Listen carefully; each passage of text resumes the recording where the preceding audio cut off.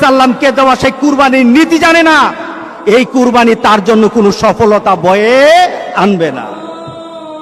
সুতরাং যারা কুরবানি দিচ্ছেন, আপনার নামাজ নাই, যারা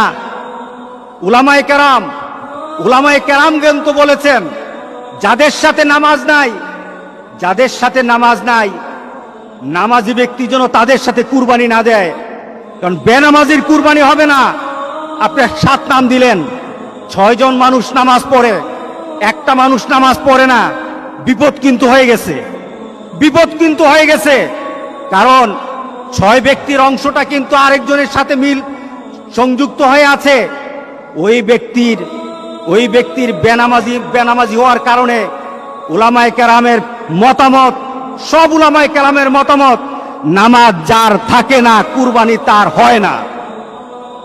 সুতরাং নামাজ ছাড়বো না। রাজি আছি সবাই? কি ছাড়বো না বলেন? নামাজ ছাড়বো না।